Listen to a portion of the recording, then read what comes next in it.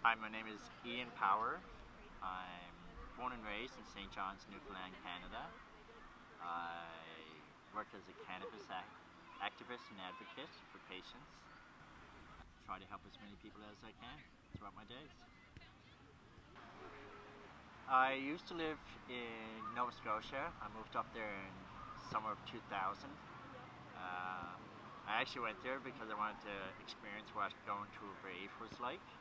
And so my brother flew me up for the summer, and I decided to stay for a couple of years. And went to a lot of raves, met a lot of nice people, and had a lot of fun there. It was like home away from home to me. It's like St. John's, just 5 times bigger, and it was a great city, a great chance to finally move out of my home of Newfoundland for the first time in my life. And just, it was always something I wanted to do. I always wanted to visit Nova Scotia, and I spent about 3 years there. The reason I came home was December 2012. Someone who I had been. That's it. Thank you. Cheers. 2002, I get a call from someone that I was madly in love with to tell me that I was the father of her daughter, that I had a daughter. And 2 weeks later, I got the horrible news that she had been murdered. Her name was Mary Evans. The love of my life. I actually have not been interested in anyone since or anything like that. So I moved home. It's a sad circumstance to move home for, but I just felt like I really couldn't stay in Nova Scotia with the way things were going here, so I got on the plane and came home.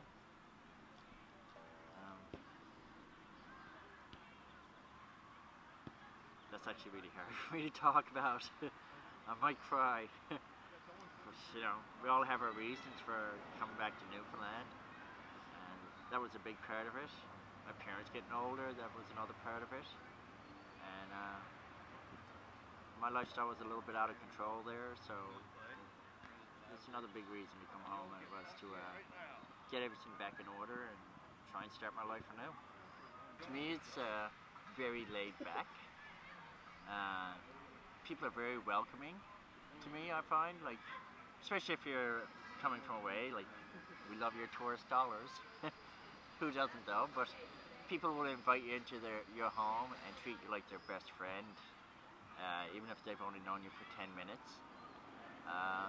Culture here is very distinct because we're isolated from the rest of the country, being on this big island, the Rock. Our culture is very unique, but it's also now very diverse because we have a lot of people coming from all over the world that want to live here. I guess they hear from family how it's very low crime, the air is clean, the water is pristine. We're a very, very green province. There's trees everywhere, parks everywhere, trails, lots of nature. I guess the friendly nature of people.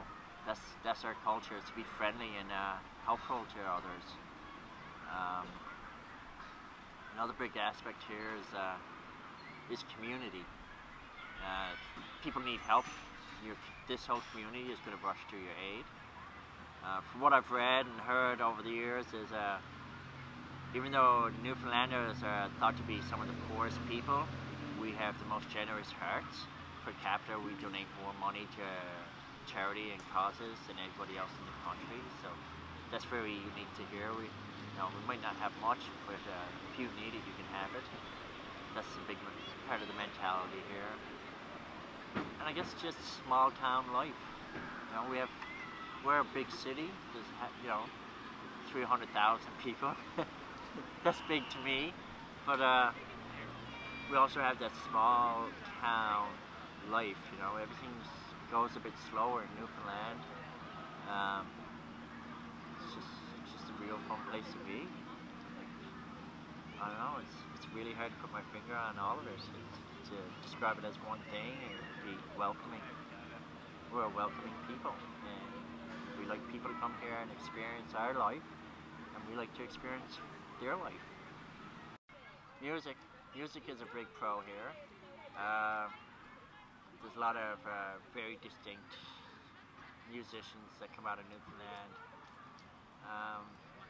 Where else are you going to hear like an electric guitar along with an accordion and a djembe, and that's very distinct to Newfoundland too.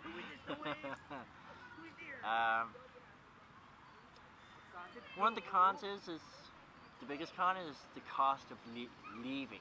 Getting out of here is really expensive. Going to Labrador itself is about $1,000 for a flight one way. So that's horrible. That's one of the biggest cons. The long winter. If you don't like the snow, you're kind of shagged, because winter will start around December and could last to the end of April, or it could last to the end of June. You don't really know. It's a dice throw every year. It's very clean here. Like, not just the air and the water and stuff, but everywhere. Like, people really take pride in keeping it clean here.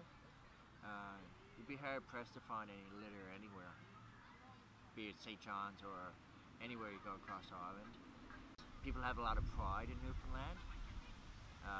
Anybody who tries to take Newfoundland and bring it down, you'll soon find that people will come out of the woodwork to support Newfoundland, to trying to dispel any myths and rumors that people might have, or any misconceptions about our island and Labrador. I can't forget Labrador, because it's Newfoundland and Labrador.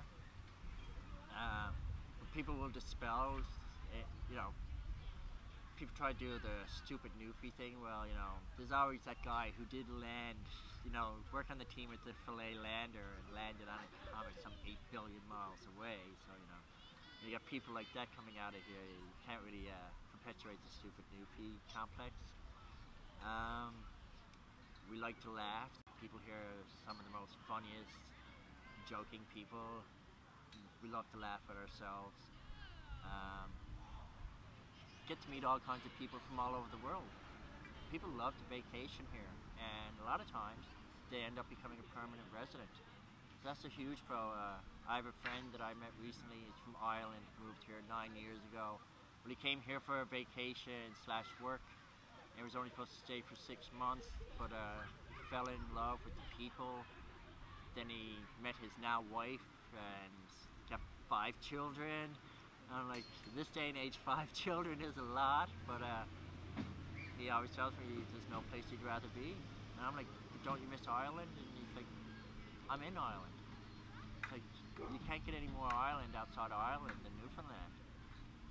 So he's turned into a true blue Newfoundlander, and he's been screeched in. That's another big thing. So screeching in is huge. If you come here, you have to get screeched in.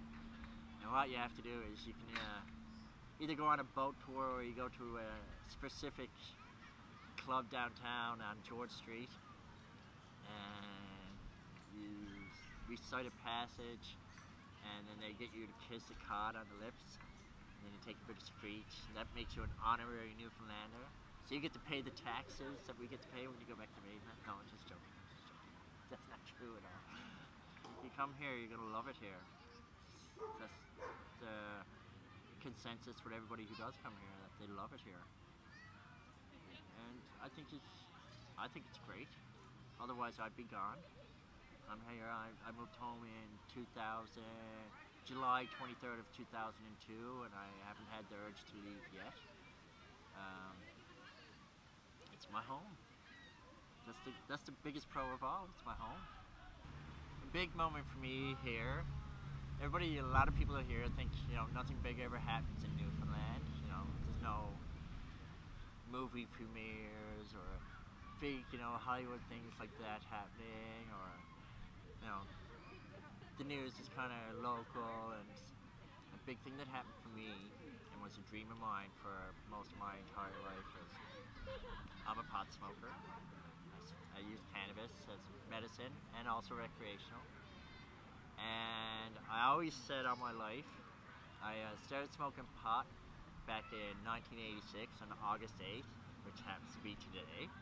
And I always said when it goes legal, and I used to say to everybody I meet that when it goes legal, I'll be the first person in line. And so last year, Canada decided that they would finally legalize recreational cannabis usage.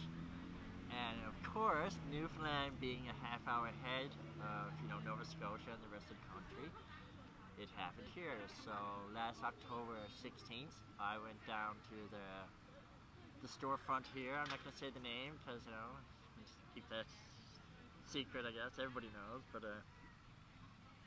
I went down to be the first person in line to buy the first legal recreational cannabis in Canada. I'd always wanted to do something big that would get my name out there for cannabis advocacy, and so I went down. I drove by to see if there was anybody in line at around 7 o'clock, and so I went to Canada's most famous coffee shop and got myself a coffee and came back, and there was nobody in the lineup. This was at 7:30 in the evening, and so I got in line, and so here I am standing in line.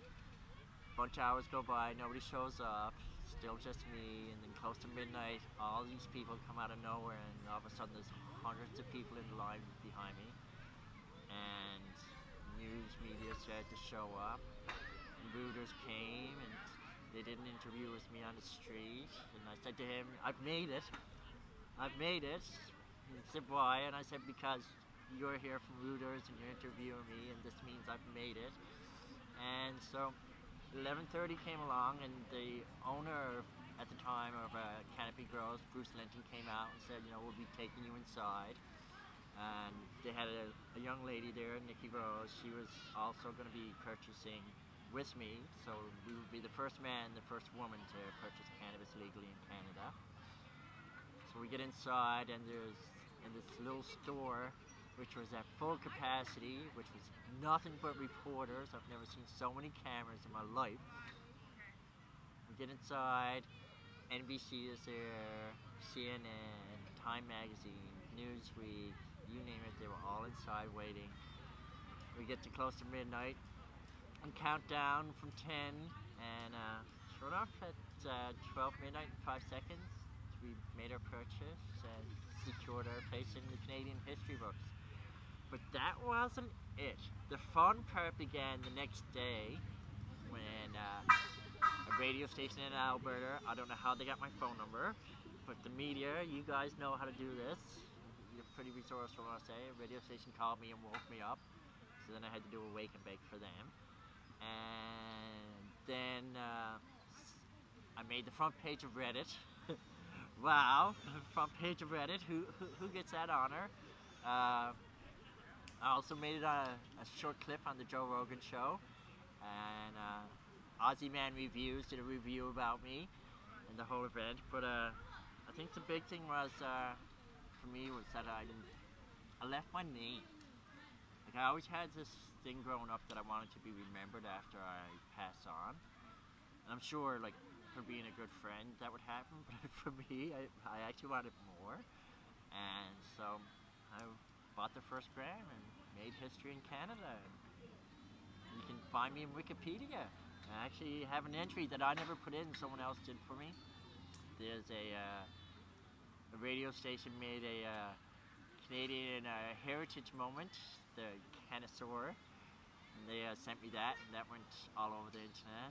And yeah, that was my big claim to fame, my big thing. You never think something like that's going to happen here, then it did. And I happened to be there, and Nikki Rose happened to be there, and we both made history. So that's my personal story. It's something that I always wanted to be known for. I guess I'm known everywhere for it now, and that's a good thing, because we all see what cannabis is now doing to help people after 100 years being told that it doesn't help people. So yeah, that's my personal moment in Newfoundland. That's definitely, if I hadn't have moved home in 2002, that would have never happened. So maybe that's why I was being called home.